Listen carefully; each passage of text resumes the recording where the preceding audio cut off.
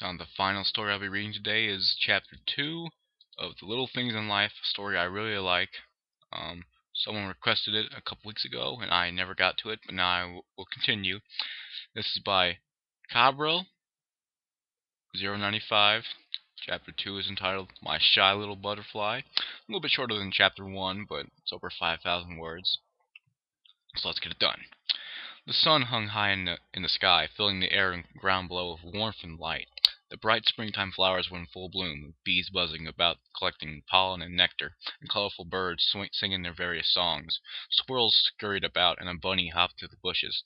Inside the building nearby, a little yellow filly gazed at the outside world through the sliding glass door. Her eyes looked past the road towards the small park, watching the strange creatures move around as smaller giants like the ones that fed her earlier chased them and each other. More of the things came out of weird boxes with wheels, accompanied by the bigger giants. All of them were smiling and laughing, and the bright colors of the flowers and animals captivated her.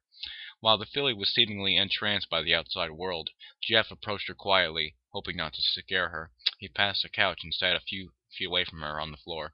He admired the view of her for a moment, the sight giving him a smile, while the small Pegasus looked on in awe. "It's pretty, isn't it?" The small filly visibly flinched, turning slowly to meet the sight of the creature from before. Despite his best effort to seem less threatening, she darted off in a panic, hiding under the putrid orange couch. At least it's not pea soup green couch. Those are ugly. Jeff turned and looked under the couch. "It's okay," he assured her. "I'm not here to hurt you. Come out, please." The small filly just scooted further back under the couch with a whimper. The darkness, a substance she normally feared, brought comfort to her now, hiding her from the beast.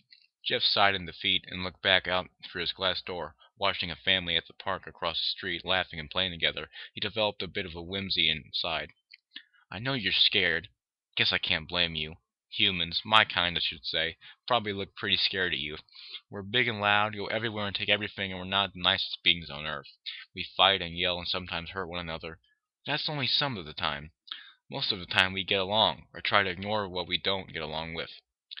When, when we do get along, it's really nice, and even if something bad does happen, we usually manage to find those smaller and happy moments in life that make the bad stuff tolerable." Jeff sat silent for a moment, letting his words linger, figuring his speech would have won her trust or a chance to look down expecting to see her. Nothing. Well, that didn't pan out all how expected, and I took a second to actually think that out. Am I just that bad of a speaker? Maybe I am. Who knows? Well, let's see here. It's really like looking at all the plants and animals outside. Ah, I think I've got just the thing. Getting up to put his new plan in action, he waltzed over and opened the sliding glass door. "I have something to show you," Jeff kindly said. Curiosity overcame the small filly's fear as she peeked out from under the couch ever so slightly, her legs poised ready to duck back under just in case. Jeff grabbed his small potted plant on the porch table, the flower he had been trying to grow, and re-entered the apartment, shutting the door behind him quietly. Slowly walking back over to the couch, Jeff kneeled down next to the edge. Once more the small filly quickly hid from the creature in what she figured was an instrument of doom. Jeff set the plant down gently and sat next to the couch. "Take a look at this." "Don't worry, it's just a little flower," Jeff soothed. "But I want you to look at what's on the flower." From her position, the small filly could see it was a plant of some sort, and slowly peeked her head out from under the couch. Her eyes adjusted to the minor light change, and she saw before her a yellow flower. Underneath a large leaf hung a small thing. Curiosity overwhelmed her fear, and she crawled closer to the curious object. Confusion plastered on her face.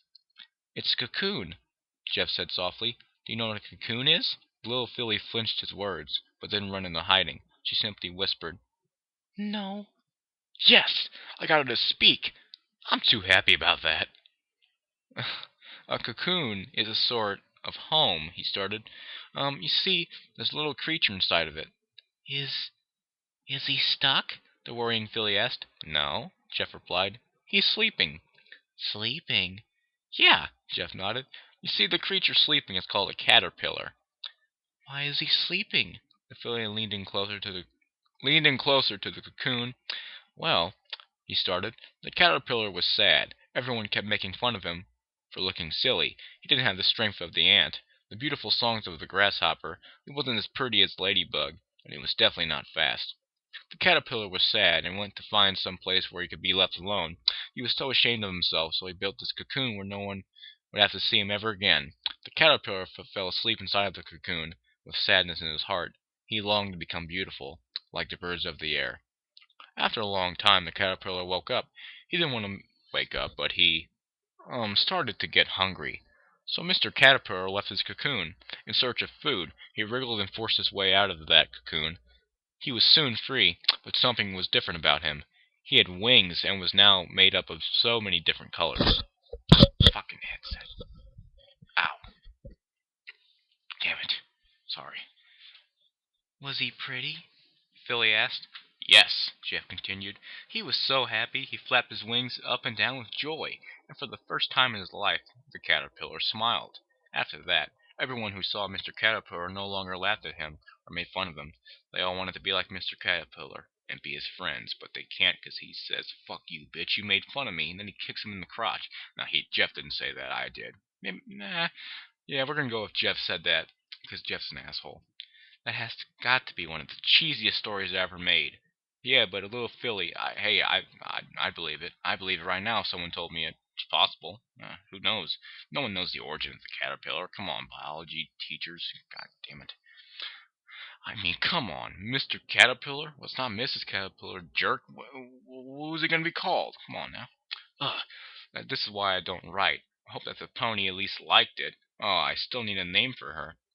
The small filly smiled, her eyes gazed upon the cocoon. Don't worry, Mr. Caterpillar. I will make sure you get your sleep. The filly looked back at the strange creature that had shared the tale of Mr. Caterpillar. Will Mr. Caterpillar be okay by himself? Yes, he will, Jeff reassured her. But if you want, you can make sure Mr. Caterpillar is safe every day. You can even talk to him while he sleeps. That way he'll know that he isn't alone. Little Philly smiled and looked back at the cocoon. She sure is timid at first. She doesn't take too well to first impressions. But once you get her to talk, she's quite kind. She sure seems to love creatures. Do you have a name? Jeff asked the yellow pony. The filly shook her head. Can I give you a name? Jeff asked her. The filly looked unsure, but said, Okay. Well then, let's think here. Jeff pondered a moment. How about Fluttershy? You are pretty shy, and since I didn't want to copy Butterfly, I went with Flutter because you flutter around. I'm terrible with this. Because you flutter around? Really? That's just stupid. I like it, whispered the small pony. She likes it.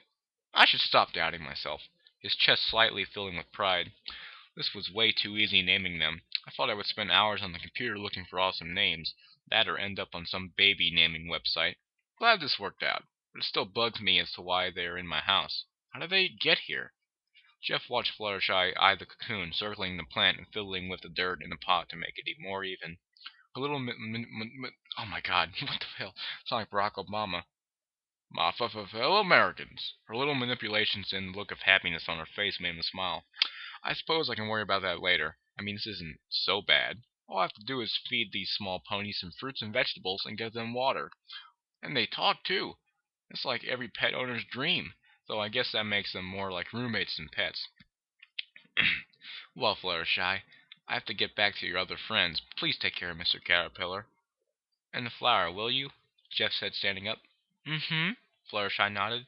If you need anything, just come find me or one of the other ponies. Jeff walked away from Fluttershy and Mr. Caterpillar and back towards the bedroom. I'm actually kind of glad I made that analogy with Mr. Caterpillar, or the caterpillar. It actually applies rather well to Fluttershy. I mean, she is shy, and that can represent Mr. Caterpillar. After she emerges from a little shy cocoon, she will be one amazing little butterfly. Oh, you're so fucking homo. I'm kidding. A light blue mare stood before a statue.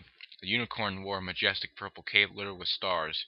Her silver blue mane shone brightly against the sun, while hate-filled eyes burned at the odd statue. Trixie has done everything you demanded, the mare shouted. Now return Trixie what she was promised. The statue chortled. A deal's a deal. Guessing this is Discord, so the statue remained motionless as it spoke. The creature encased in stone, The creature encased in stone was an odd creature indeed. It had two horns, one being a deer antler and the other being a goat horn. The statue had one fang that stuck out of its mouth. There was a bit of facial hair at the bottom of its chin, which drooped down about a foot in length. Its right arm was a lion's arm, yet its left arm was actually an eagle's claw. The statue's legs were mismatched as well, as the right leg was similar to that of a lizard, and the left leg was goat-like. In addition, it had a bat's wing, a pegasus left wing, and the tail of a snake. With a flash of white, a large wagon appeared, as well as a hat that matched the cape worn by Trixie. Sorry. The wagon had a cutie mark, a magic wand over an eclipsed moon.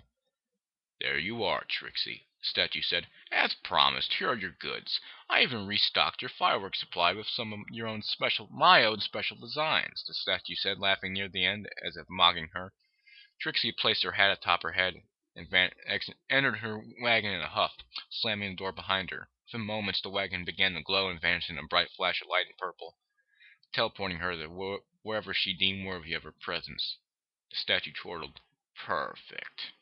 Jeff entered his bedroom, beaming with his success. "Okay, girls, I'm back?" Jeff looked around the room and saw that the colorful equines had vanished. The smile on his face vanished just as quickly. "Oh, now where did they... Oh my, I can't read today! Oh, now where did they run off to? I told them to stay here. Wait, no, I didn't. I should have. Stupid me. Okay, they couldn't have gone far." Jeff began searching the room for the hiding villies, checking in the bed sheets, under the bed, and pillows, in the closet, under the table, and behind the curtains. All results came back negative. The only thing he found was a pair of shoes oddly placed behind the curtains. Without any other obvious places to look through, Jeff scratched his head and gave the room a last eyeing, hoping to catch some sort of clue as to the fillies' whereabouts. Okay. They're like inches tall. There's no way they'd be able to open a door, let alone get out of the building. Although Dash can fly and Sparkle can use magic. "Oh, this is FUD. The spare room!" Following the sound, Jeff rushed towards the spare room, doing his best to not start panicking. When he entered the room, he saw the small filly searching for a box labeled, "Old stuff I never have time for anymore, but kept anyways." Why do I still have that box? I thought I threw it out during the move. I bet Brian stashed it in here when I wasn't looking. Oh well, there's nothing important in there, I think. Porn, there's gonna be a porn magazine in there. Ugh. A muffled shout was heard from inside the box. "What's this?" Exiting the box, Dash dragged a small yellow figure along the ground. "That, Dash, is a Lego." Jeff sat next to the blue filly. "You build with them." "Build? Build what?" "Well, anything, really. Or almost anything. Here." Jeff reached into the box and scrounged around for some more Legos, pulling out a few colorful blocks. Jeff set to work. With a few clicks, the bricks were arranged to a misshapen thing. You see, these bricks come in a whole bunch of sizes, shapes, and colors, and you stack them together and build all kinds of stuff. Though I usually just stuck to the directions, or square castles. Lots of square castles. Jeff set the small wall down next to Dash as he started drifting into his memories of crappy Lego castles. I know where he's coming from. It's all I could build, too. Dash was quick to grab a few more bricks and place more of them together. A smile grew on her face as she flew into the box to find more. The rustling snapping Jeff back to the present. "So where's everyone else?" Jeff asked. "I'm up here." Pinky furiously waved her hoof at Jeff from the computer desk. Oh man. Oh god, she's on the internet. "Did you turn the computer on by yourself?" "Oh, is that what this thing's called?" "What did you think it was called?" "A flashing block," Pinky replied gleefully. Jeff chuckled to himself. "Well, that's a good name for it, but it's a computer. It's supposed to help with work. You can make pictures, talk to people, create videos, and a lot of other stuff. Pinky sure learned how to work the computer real quick. This scares me." Note to self, create something more complex for QWERTY for a password. Maybe password 1. "Hey!" Pinky shouted. "What are all these little picture things?" Jeff sat down in his computer chair and looked at the screen. "Those are icons, Pinky. They represent the programs on your computer. You don't know what programs are. Okay. Programs are, they're like rooms. They have different things in each room, and each room is made to do something specific. Like this one goes to the internet." Jeff grabbed the mouse and clicked the icon. "Takes you to this room, the internet. The internet is, the place where you can look at pictures, moving pictures, talk with other people. This is why I hate the internet. Internet, why are you so complex? It's probably a bad idea as well, but it can't hurt much. You know what, Pinky? I'll let you explore the computer on your own." Jeff pulled out the keyboard and showed it to her. "The computer and internet are something you have to explore yourself. It's because it's so complicated I can't explain it all. But look at this." Jeff typed Pinky on the keyboard. Pictures of pink balloons, pink cake, the color pink. Pinky from Pinky and the Brain appeared as well. So all you have to do is type here what you want. Jeff pointed to the keyboard. A small pony had fallen asleep from boredom. A small snot bubble had grown out of her small nose. Oh, great. She fell asleep. Wait, what is that? Ew, a snot bubble. I've never actually seen that before. That's funky. Funky. It's funky that you said funky, Jeff. This is why I sell toys, not computers, Jeff mumbled to himself. A small pop was heard, and Pinky jumped up. You have toys? She questioned. Jeff jumped back. Well, yeah, some. I work at a toy store, so I bring home toys on occasion. You have to take me, Pinky screamed. Well, I can't, Jeff apologized. You see, people don't take well to talking ponies. Why not? Pinky inquired. Crap. How do I explain to a pink talking ponies that ponies don't talk, aren't pink, and definitely aren't 3 inches tall? Well, Jeff started, ponies normally don't talk, and they aren't pink, or your height. Why? I really don't know. Fumbling through his thoughts, Jeff attempted stitching something together. Well, because, you're something special. Special? Yeah, one of a kind. There's nothing on Earth like you, Jeff smiled. So, Pinky, I'm going to check on the others. You can have fun on the computer. Wait, can you read? I think so, chirped the pink pony. Well, that's sure comforting. At least I know she won't be searching up bad sites, or worse, creating accounts on sites. I should probably clear my browser history and max out the safe search functions, just in case. This is probably a bad idea, introducing her to the computer. What can go wrong? Wait. Every time someone says that, something does go wrong. I think I'm just overreacting. I'll leave you to it, Pinky. Have fun. Jeff turned and left the pink pony to her new toy. As he stood to leave, Dash flew in front of his face, halting him. Hey, she said. Do you have any more of these? In her hoof she held a small Lego brick. Yeah, I have a lot more, actually, Jeff smiled. I'll just go and get them. Little Philly smiled and flew back down to her Lego creation, a simple wall. The multicolored wall was anything special, other than just being slightly higher than the rainbow maned filly, and twice as long. Jeff departed the room and entered his bedroom, walking past a few empty boxes on the floor. He approached the closet and opened it, using the sun's light to illuminate the space inside and read the various labels in black marker on the boxes until he found the one marked Legos. Glad I kept all these Legos. I knew they'd come in handy someday. Once more, Mom, I'm right. All these toys I kept can be used for the ponies. Well, at least Dash. I don't know about the others. Jeff picked up the hefty box and turned to depart the room. However, he halted before the door and saw Sparkle sitting on his nightstand with another book in front of her. Like any other person, Jeff was curious as to what she was reading and sent the box down to investigate. Philly was so enraptured by the finely written words on the book that she didn't even notice Jeff sitting in the bed next to her. Are you reading another book? He inquired. Philly looked up and suddenly aware of Jeff and smiled. Yes, she eagerly responded. I finished the other one a while ago. You finished Where the Red Fern Grows already? Yep, she beamed. So once I finished that, I went to your closet and found another book. Jeff looked at the words on the top of the page. The words presenting Harry Potter and the Philosopher's Stone. She's reading that? How smart is she? I didn't read that book until high school. You're just a dummy. This book is very different from the other one. A lot more fantastical, I think. But it's very informative, too. I'm learning all sorts of things about magic. Well, that's good that you're learning about... Hold on a minute. Sparkle. Are you able to use magic? Philly nodded slowly. But I haven't learned that much yet. I don't know how to respond to that. So these fillies can actually use magic? I mean, I know I thought them magical, but not in this way. Uh-oh, she's still looking at me. Need to think of something quick. That much?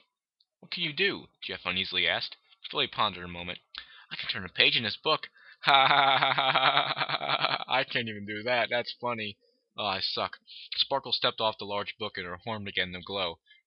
Her eyes shut as she focused her magic upon the book.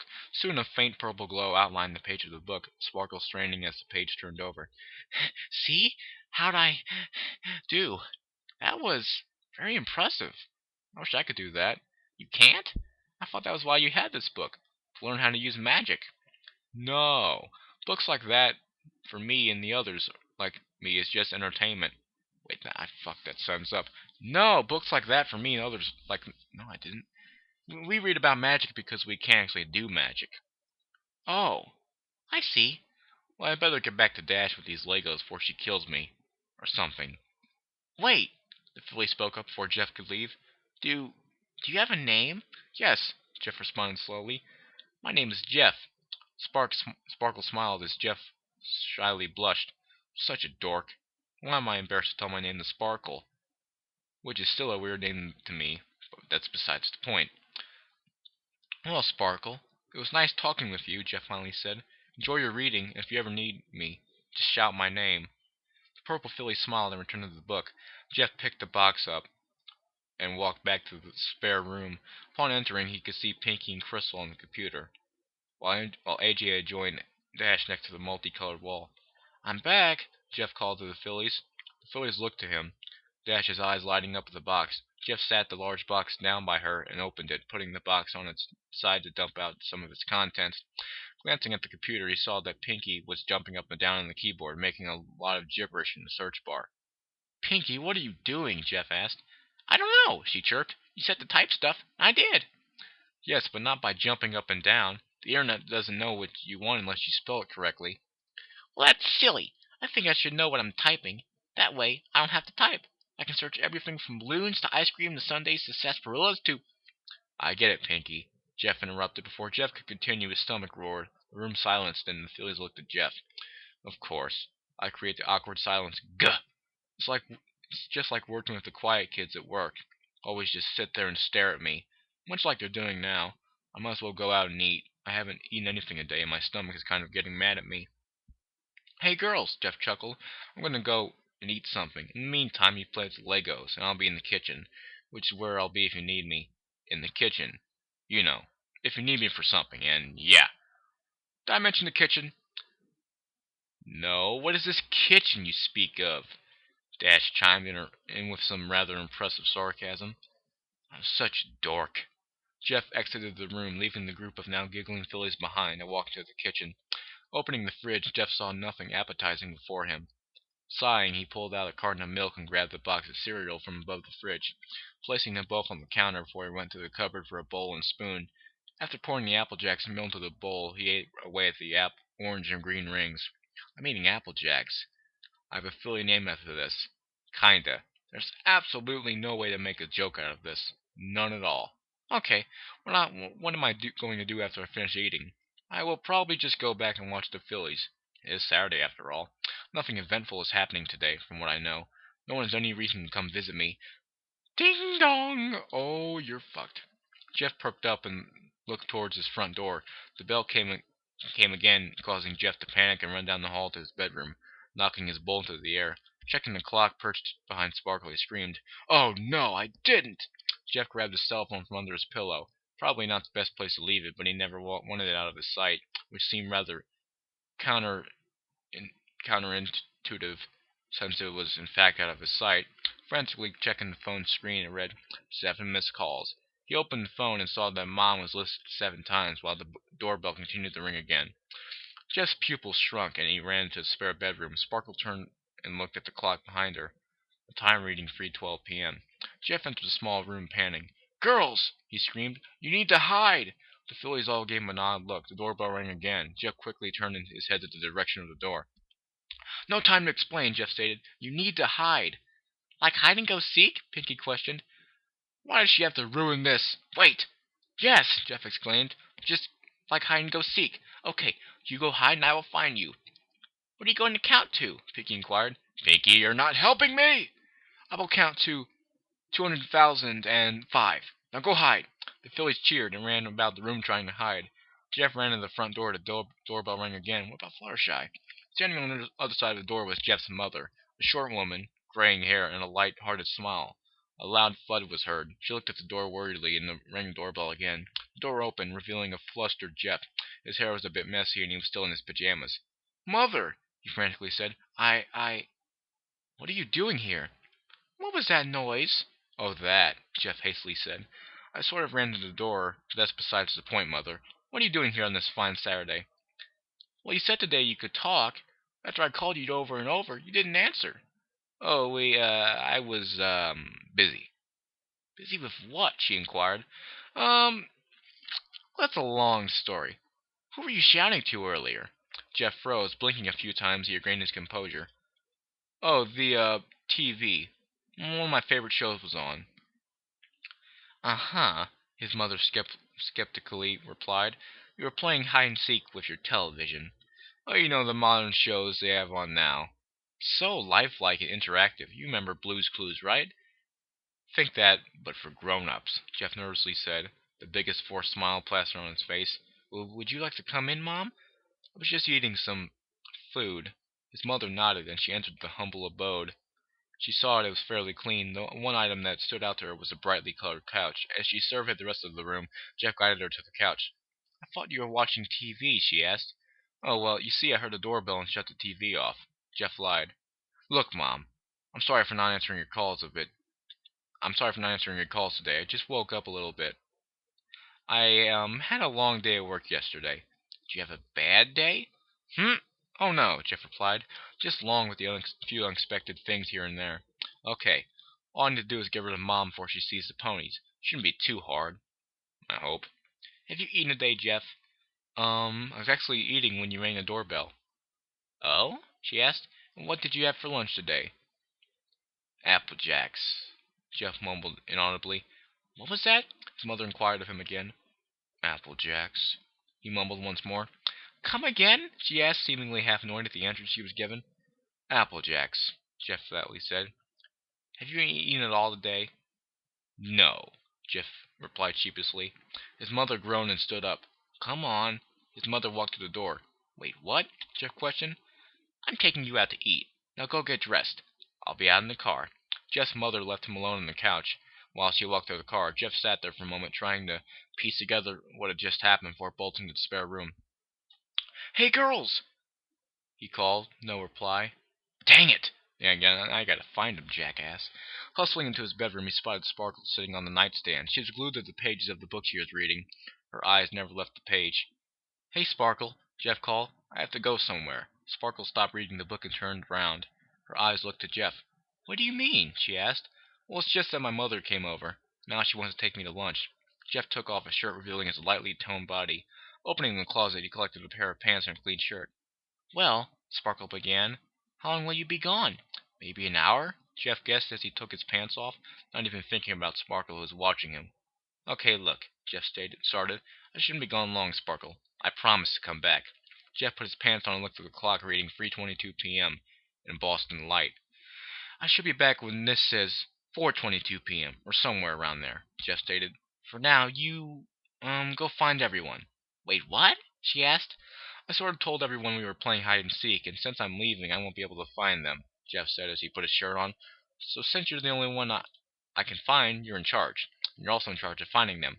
Good luck, soldier, Jeff saluted. What a dick. After a split second, he was out the door. It shouldn't be so bad leaving Sparkle in charge. I mean, she reads. What could be so bad about that? This should be... Jeff stopped halfway down the hall. Did I just change in front of her? Oh no, I probably scarred her. She'll never be the same. No, wait. Might not be so bad. She's a talking pony. Also, she's always naked. That means... Pinky was sleeping on my head and crawling all over me. No, no, no, no, no, no, no. That thought ends right there. A car horn blared from outside, thankful for the appropriate distraction out of his thoughts.